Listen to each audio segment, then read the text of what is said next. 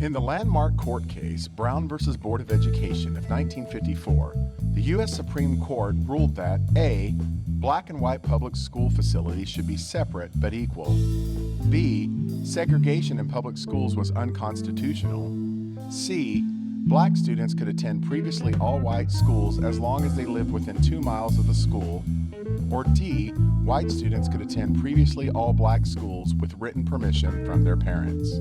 You have 10 seconds to answer. The answer is B. Segregation in public schools was unconstitutional.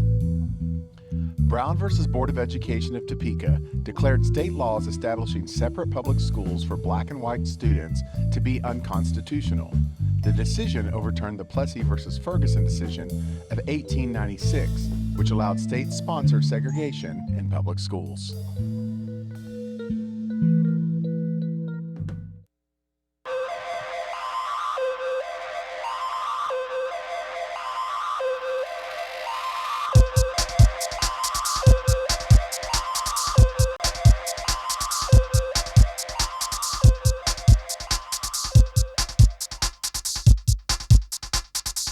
With course selection coming up this spring, students have plenty of opportunities to join new programs.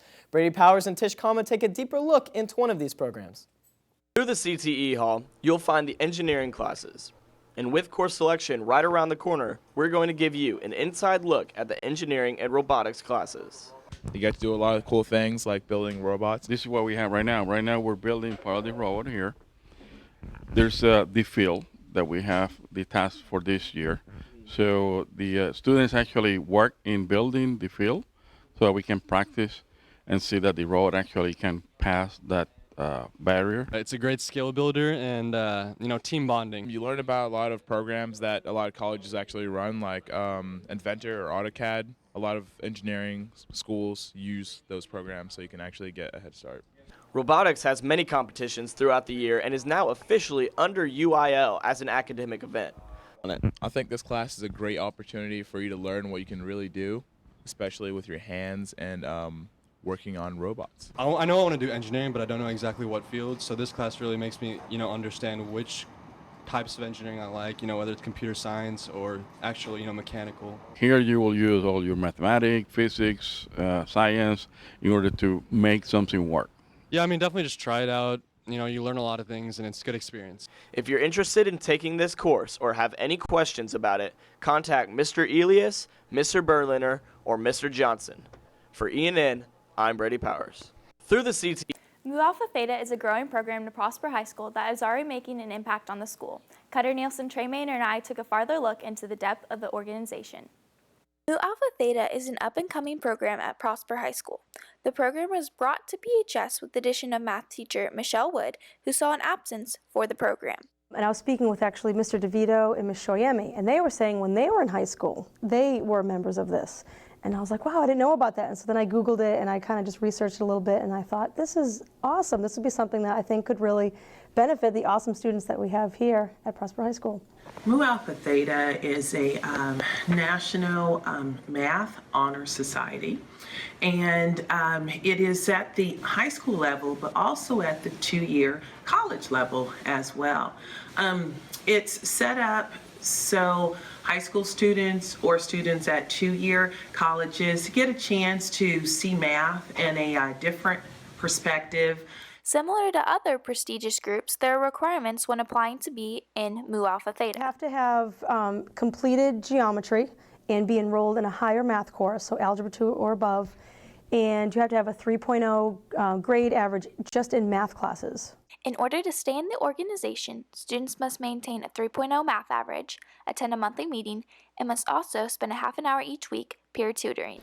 I feel like Mu Alpha Theta has helped the school through the peer tutoring just because students sometimes absorb the material better if a student is presenting it as opposed to a teacher, and I feel like it's helped me by being better able to help other students learn. It has been such, I can't even explain the time saver it's been for us, because I think that's one of the most frustrating things as a teacher, is that when you have a whole crowd of students and you want to help all of them, of course, and you know that you can't.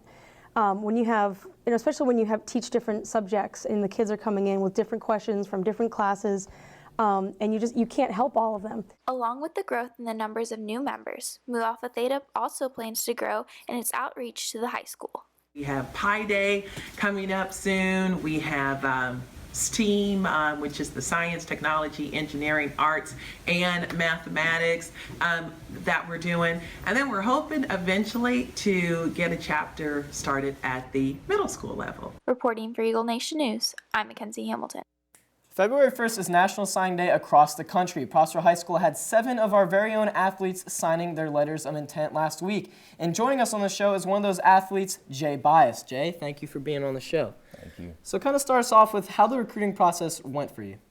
Well, at first it started out pretty slow, and I was talking to very few coaches at that time, and then everything kind of picked up after my senior season, and after my stats really went up after that, then I started getting recruited heavily after that.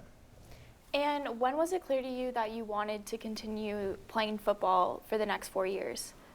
Well, it's always been my dream since the 3rd grade to play football at the next level and also play at the NFL, the collegiate level. So, I mean, that's when I kind of realized that I want to do this for the rest of my life.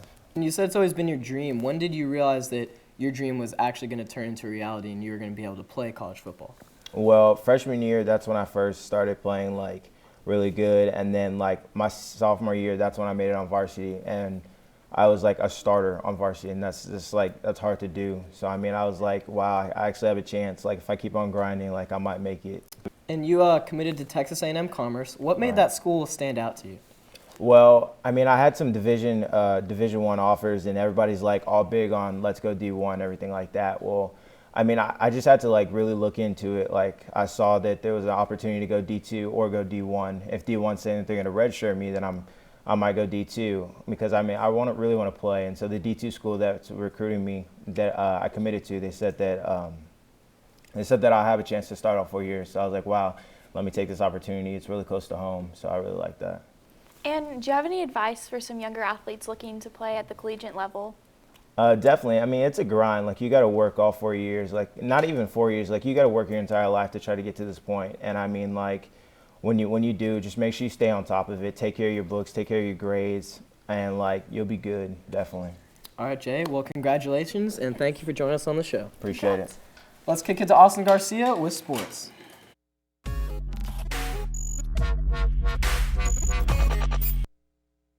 A nail-biting game that took 5 PKs to seal the deal against Wiley High, the Eagles soccer team looked to keep the momentum rolling as they face district rival and second-place team, the Lovejoy Leopards, at Lovejoy tonight. The girls also play the Lovejoy Leopards tonight here at the Eagles Nest as they hope to remain hot. Tonight is a big night for the basketball teams, senior night. Everything that these seniors, like Colton Nicias, have worked for their whole lives is showing in both the girls and boys seasons, and tonight is their night to get recognized. So come out and give your support to the seniors and stay out to watch them take on the Denison Yellow Jackets. Baseball kicks off their season tonight as they take on the #1 6A team in Texas, the Capel Cowboys, here at Prosper Stadium.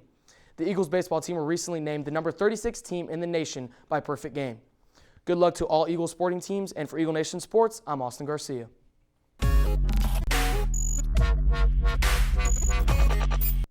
Let's kick it to Cutter Nielsen with today's bullet.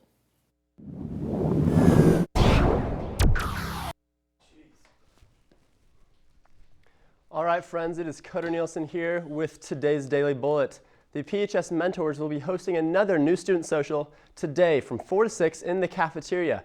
If you're new to the district over the last couple of years, which based on stats is basically everyone, then feel free to show up for a night of fun.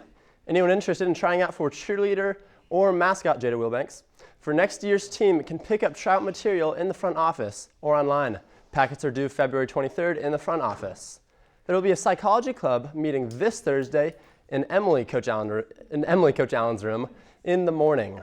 Mu Alpha Theta is having a meeting on Wednesday morning at 7:55 in Mrs. Wood's room, 1132. You'll be discussing plans for Pi Day celebration and STEAM Expo plans. Current members, please see Mrs. Wood if you know you can't make it. The Youth for Tolerance Club will have their next meeting on Friday, February 12th after school in room 1146. The PHS choir members represented Prosper High over the week at UIL solo and ensemble competition. 43 students are advancing to the state competition. Here is a list of those who received superior ratings.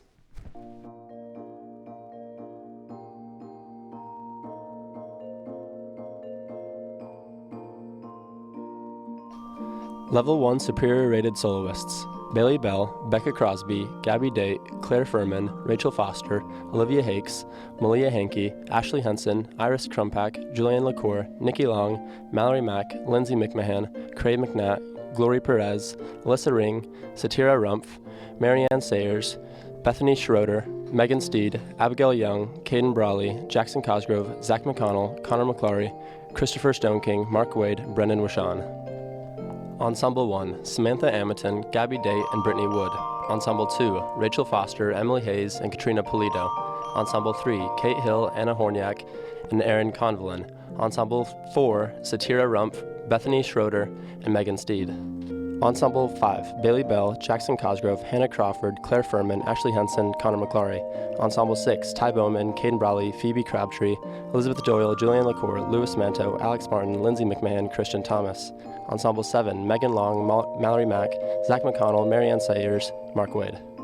Level 2 Superior Rated Soloists: Sydney Alley, Emily Agrizzano, Tabby Scogans, Miranda White. Level 1 Superior Rated Soloists: Bailey Bell, piano solo. All of us at ENN would like to give a big congrats to all choir members and wish them the best of luck at state. Well, your favorite part of the day is over. With your Daily Bullet, I'm Cutter Nielsen.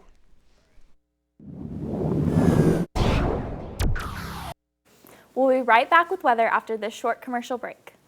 Last week, 7 Eagle athletes signed to their respectable colleges. Here are the following athletes: Jay Bias, Texas A&M Commerce; Connor LeClaire, Southwest Baptist University; Robert Mahone, Boise State; Andrew Verhulst, Trinity University; Brock Goddard, Oklahoma Baptist University; Caitlin Havard, Dallas Baptist University; Luke Hughes, Cameron University. Congratulations to all athletes.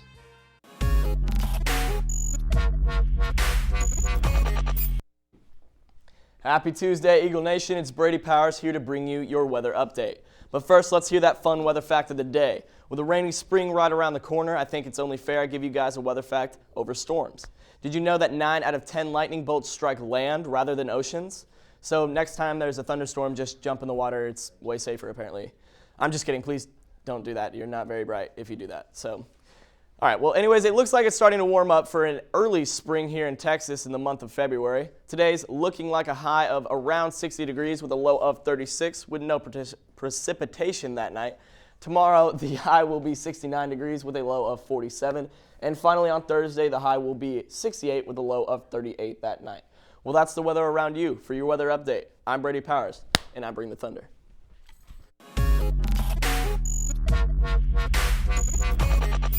That's all for our show today. For Eagle Nation News, I'm Ben Fein. And I'm MacKenzie Hamilton. Live long and prosper.